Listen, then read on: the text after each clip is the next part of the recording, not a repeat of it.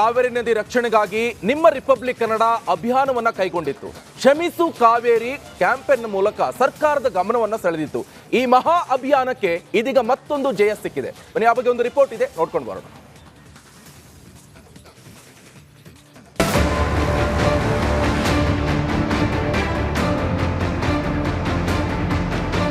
ಕಾವೇರಿ ಕನ್ನಡ ನಾಡಿನ ಜೀವನದಿ, ರೈತರ ಜೀವನಾಡಿ, ಲಕ್ಷಾಂತರ ರೈತರ ಜಮೀನಿಗೆ ನೀರುಣಿಸೋ ತಾಯಿ. ಇಂತಹ ಪವಿತ್ರ ನದಿ ಕಲುಷಿತಗೊಂಡಿದ್ದಾಳೆ. ದಿನ ಕಳೆದಂತೆಲ್ಲ ಲೀನವಾಗ್ತಿದ್ದಾಳೆ.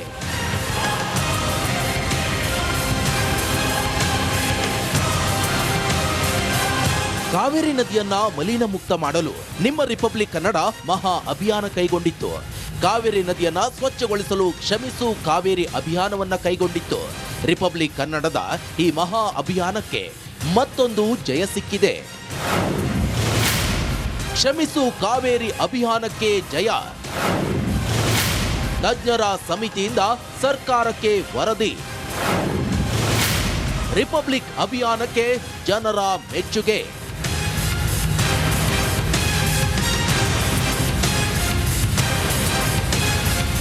ರಿಪಬ್ಲಿಕ್ ಕನ್ನಡ ಕ್ಷಮಿಸು ಕಾವೇರಿ ಅಭಿಯಾನ ವಿಧಾನಸಭಾ ಅಧಿವೇಶನದಲ್ಲೂ ಚರ್ಚೆಯಾಗಿತ್ತು. ಕೂಡಲೇ ಎಚ್ಚೆತ್ತ ಸರ್ಕಾರ ರಾಜ್ಯ ಮಾಲಿನ್ಯ ನಿಯಂತ್ರಣ ಮಂಡಳಿ ಅಧ್ಯಕ್ಷ ನಿರಂಜನ್ ಅಧ್ಯಕ್ಷತೆಯಲ್ಲಿ 9 ಮಂದಿ ಹಿರಿಯ ಅಧಿಕಾರಿಗಳ ಸಮಿತಿಯನ್ನ ರಚಿಸಿ ವರದಿ ನೀಡುವಂತೆ ಸೂಚನೆ ನೀಡಿತ್ತು. ಇದೀಗ ತಜ್ಞರ ಸಮಿತಿ ಸರ್ಕಾರಕ್ಕೆ ವರದಿಯನ್ನ ಸಲ್ಲಿಸಿದೆ. ಇದು ನಮ್ಮ ವರದಿಗೆ ಸಿಕ್ಕ ಮತ್ತೊಂದು ಜಯ. ಈ ಸಮಸ್ಯೆಯ ಬಗ್ಗೆ ಕ್ಷಮಿಸು ಕಾವೇರಿ ಅಂತ ರಿಪಬ್ಲಿಕ್ ಕನ್ನಡ ಟಿವಿಯಲ್ಲಿ ಒಂದು ದೊಡ್ಡ ಅಭಿಯಾನ ನಡೆಯಿತು, ಒಂದು 5 ತಿಂಗಳು ಮಳೆಗಾಲಕ್ಕಿಂತ ಹಿಂದೆ. ಆ್ಯಕ್ಚುಲಿ ಅದಕ್ಕೆ ಒಂದು ಸ್ಪಂದನೆ ಸಿಕ್ಕಿದೆ ಸರ್ಕಾರದಿಂದ. ಆಗ ಅದರ ಬಗ್ಗೆ ಎಲ್ಲಿ ಕಲುಷಿತ ಆಗುತ್ತೆ, ನೇರವಾಗಿ ಕಲುಷಿತ ಆಗುವಂಥ ಪ್ರದೇಶಗಳನ್ನು ಗುರುತಿಸಲಿಕ್ಕೆ ವಿಶೇಷವಾದ ತಜ್ಞರ ಸಮಿತಿ ಕೂಡ ನೇಮಕ ಆಯಿತು ಸರ್ಕಾರದಿಂದ. ಈ ನದಿ ತಟದ ಪ್ರದೇಶಗಳಿಗೆ ಭೇಟಿ ಮಾಡಿ ಆ ತಂಡ ಒಂದು ವರದಿ ಸರ್ಕಾರಕ್ಕೆ ಸಲ್ಲಿಸಿದೆ. ನಿಜಕ್ಕೂ ಇದೊಂದು ಈ ಅಭಿಯಾನದ ದೊಡ್ಡ ಒಂದು ಸ್ಪಂದನೆ ಮತ್ತು ಪ್ರತಿಕ್ರಿಯೆ. ಇನ್ನು ರಿಪಬ್ಲಿಕ್ ಕನ್ನಡದ ಈ ಅಭಿಯಾನಕ್ಕೆ ಎಲ್ಲೆಡೆ ಮೆಚ್ಚುಗೆ ವ್ಯಕ್ತವಾಗಿದೆ. ರಿಪಬ್ಲಿಕ್ ಕನ್ನಡ ವರದಿ ಬಳಿಕ ಸರ್ಕಾರ ಕಾವೇರಿ ನದಿ ಸ್ವಚ್ಛತೆಗೆ ಉತ್ತಮ ಹೆಜ್ಜೆ ಇಟ್ಟಿದೆ. ತಜ್ಞರ ವರದಿ ಆದಷ್ಟು ಬೇಗ ಕಾರ್ಯರೂಪಕ್ಕೆ ಬರಲಿ ಅನ್ನೋದೇ ರಿಪಬ್ಲಿಕ್ ಕನ್ನಡದ ಆಶಯ. ಅನುಕಾರ್ಯಪ್ಪ, ರಿಪಬ್ಲಿಕ್ ಕನ್ನಡ, ಕೊಡಗು. ಇನ್ನು ಪರಪ್ಪನ ಅಗ್ರಹಾರದಲ್ಲಿ ಇದ್ದಾಗಲೇ ದರ್ಶನ್ಗೆ ಪಶ್ಚಾತ್ತಾಪ ಕಾಡ್ತಿದೆ ಅಂತೆಲ್ಲ ಹೇಳಿದ್ವಿ.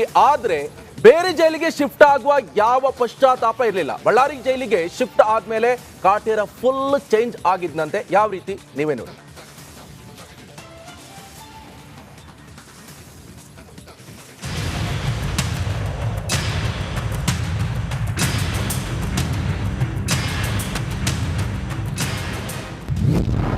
ಬಳ್ಳಾರಿ ಜೈಲಲ್ಲಿ ಡಿಗೆ ಕಾಡ್ತಾ ಇದೆಯಾ ಪಶ್ಚಾತ್ತಾಪ? ಜೈಲು ಸಿಬ್ಬಂದಿ ಬಳಿ ದರ್ಶನ್ ಹೇಳಿದ್ದೇನು?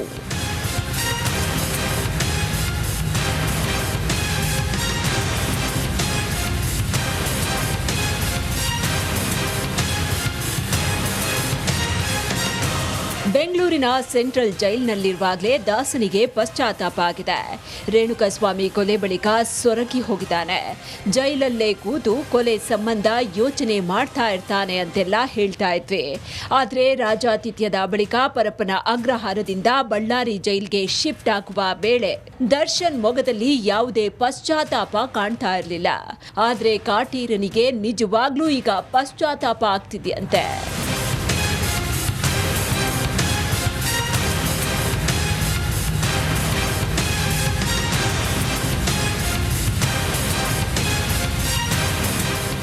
ಬಳ್ಳಾರಿ ಜೈಲು ಸಿಬ್ಬಂದಿ ಜೊತೆ ಕಾಟೇರ ಪಶ್ಚಾತ್ತಾಪದ ಮಾತುಗಳನ್ನಾಡಿದ್ದಾನಂತೆ.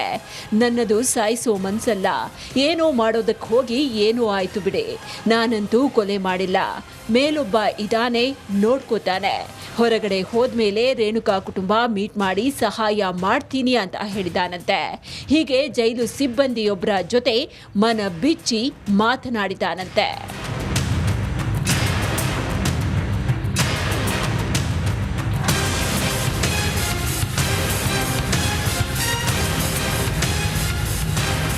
ಇಷ್ಟು ಮಾತ್ರವಲ್ಲ, ಕಳೆದೆರಡು ದಿನದಿಂದ ದರ್ಶನ್ ಸ್ವಲ್ಪ ಆಕ್ಟಿವ್ ಆಗಿದ್ದಾರಂತೆ.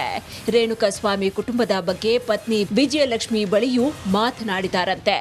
ರೇಣುಕಾಸ್ವಾಮಿ ಪತ್ನಿ ಹಾಗೂ ಕುಟುಂಬಸ್ಥರ ನೋವು ಸಮಸ್ಯೆ ಬಗ್ಗೆ ವಿಜಯಲಕ್ಷ್ಮಿಯಿಂದ ಮಾಹಿತಿ ಪಡೆದಿದ್ದಾರಂತೆ. ಹೊರಗೆ ರಿಲೀಸ್ ಆಗಿ ಬಂದ್ಮೇಲೆ ಸಹಾಯ ಮಾಡೋದಾಗಿ ಮಾತಾಡಿದಾರಂತೆ. ರೇಣುಕಾ ರಾಧ್ಯ, ರಿಪಬ್ಲಿಕ್ ಕನ್ನಡ, ಬಳ್ಳಾರಿ. ಕೇಂದ್ರ ಸಚಿವ ಸುರೇಶ್ ಗೋಪಿ ಅವರು ಸ್ವಚ್ಛತಾ ಹಿ ಸೇವಾ ಅಭಿಯಾನದಲ್ಲಿ ಭಾಗಿಯಾಗಿದ್ದರು. ಅಭಿಯಾನದ ಅಂಗವಾಗಿ ಸೌತ್ ರೈಲ್ವೆ ನಿಲ್ದಾಣದಲ್ಲಿ ಸಸಿ ನೆಡುವ ಕಾರ್ಯಕ್ರಮವನ್ನು ಉದ್ಘಾಟಿಸಿದರು. ಚಿತ್ರದುರ್ಗದ ರೇಣುಕಾಸ್ವಾಮಿ ಕೊಲೆ ಪ್ರಕರಣದಲ್ಲಿ ಲಾಕ್ ಆಗಿರೋ ದರ್ಶನ್ ಬಿಡುಗಡೆಗಾಗಿ ಅಭಿಮಾನಿಗಳು ಪೂಜೆ ಸಲ್ಲಿಸಿದ್ದಾರೆ. ಕೊರಟಗೆರೆ ತಾಲೂಕಿನ ತಂಗನಹಳ್ಳಿಯ ಚೌಡೇಶ್ವರಿ ಕಾಳಿಕಾಂಬ ದೇವಿಗೆ ಬೂದು ಕುಂಬಳಕಾಯಿ ದೀಪ ಬೆಳಗಿ ಪೂಜೆ ಸಲ್ಲಿಸಿದ್ದಾರೆ. ಕೆಟ್ಟ ದೃಷ್ಟಿ ನಿವಾರಣೆ ಆಗಲಿ, ದರ್ಶನ್ ಶೀಘ್ರ ಬಿಡುಗಡೆ ಆಗಲಿ ಅಂತ ಅಭಿಮಾನಿಗಳು ಪ್ರಾರ್ಥನೆ ಸಲ್ಲಿಸಿದ್ದಾರೆ.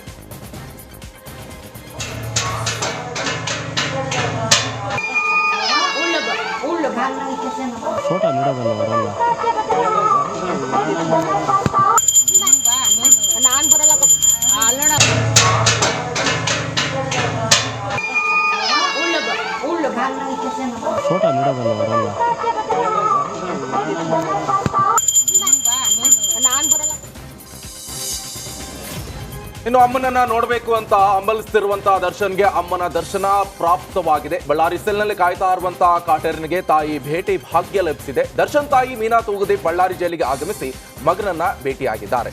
ಜೊತೆಗೆ ದರ್ಶನ್ ಅಕ್ಕ ದಿವ್ಯಾ ಪತಿ ಮಂಜುನಾಥ್ ಆಗಮಿಸಿದ್ದಾರೆ. ಭರ್ಜರಿ ಕಾರ್ಯಾಚರಣೆ ನಡೆಸಿರುವ ಬಳ್ಳಾರಿ ಪೊಲೀಸರು ನಕಲಿ ಇಮೇಲ್ ಬಳಸಿ ವಂಚನೆ ಮಾಡಿದವನನ್ನ ಬಂಧಿಸಿದ್ದಾರೆ. ಕಲ್ಲಿದ್ದಲು ಸಪ್ಲೈ ಮಾಡುವ ಕಂಪನಿಗೆ ವಂಚನೆ ಮಾಡಿದ ಅಜಯ್ ಜೈಸ್ವಾಲ್ ಪೊಲೀಸರ ಬಲೆಗೆ ಬಿದ್ದಿದ್ದಾನೆ. 2,11,50,000 ಹಣದ ಸಮೇತ ಖಾಕಿ ಕೈಯಲ್ಲಿ ತಗಲಾಕೊಂಡಿದ್ದಾನೆ. ಬಳ್ಳಾರಿ ಸೈಬರ್ ಠಾಣೆಗೆ ಹಿಂದೂಸ್ತಾನ್ ಕಂಪನಿ ದೂರು ನೀಡಿರುವ ಬೆನ್ನಿಗೆ ಮಧ್ಯಪ್ರದೇಶದ ಸಿದ್ದಿ ಜಿಲ್ಲೆಯಲ್ಲಿ ಅಡಗಿದ್ದ ಆರೋಪಿಯನ್ನ ಬಂಧಿಸಲಾಗಿದೆ. ಬೆಲೆ ಕುಸಿದಿದ್ದು ಆಕ್ರೋಶಗೊಂಡ ರೈತನೊಬ್ಬ 2 ಎಕರೆ ಸೇವಂತಿಗೆ ಹೂವಿನ ಬೆಳೆಯನ್ನ ತಾನೇ ನಾಶಗೈದಿದ್ದಾನೆ. ಕೋಲಾರ ಜಿಲ್ಲೆ ಬಂಗಾರಪೇಟೆಯ ಮಾರಂಡಹಳ್ಳಿ ಗ್ರಾಮದ ರೈತ ಕೃಷ್ಣಮೂರ್ತಿ ಟ್ರ್ಯಾಕ್ಟರ್ ಅನ್ನು ಹರಿಸಿ ಬೆಳೆ ನಾಶ ಮಾಡಿದ್ದಾರೆ. ಇನ್ನು ಮಾರ್ಕೆಟ್ನಲ್ಲಿ ಕೆಜಿ ಸೇವಂತಿ ಹೂವಿಗೆ 10 ರಿಂದ 20 ರೂಪಾಯಿ ಇದೆ. ಹೂ ಕಿತ್ತು ಮಾರಾಟಕ್ಕೆ ಇನ್ನು ಹಾಕುವಂತಹ ಸಾಗಣೆ ವೆಚ್ಚ ಕೂಡ ಬಾರದ ಸ್ಥಿತಿಯಲ್ಲಿದೆ. ಸರ್ಕಾರ ಹೂ ಬೆಳೆಗಾರರ ನೆರವಿಗೆ ಬರುವಂತೆ ರೈತರು ಮನವಿಯನ್ನ ಮಾಡಿಕೊಂಡಿದ್ದಾರೆ.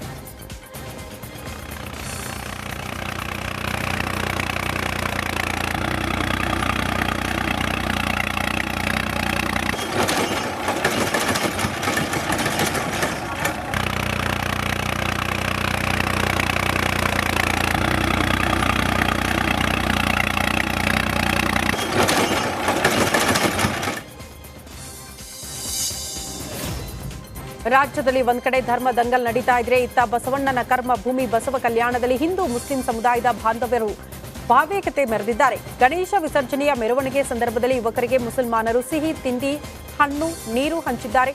ಇದೇ ವೇಳೆ ಗಣೇಶನಿಗೆ ವಿಶೇಷ ಪೂಜೆ ಸಲ್ಲಿಸಿ ಮಂಡಳಿಯ ಎಲ್ಲಾ ಸದಸ್ಯರಿಗೆ ಸನ್ಮಾನಿಸಿದ್ದಾರೆ.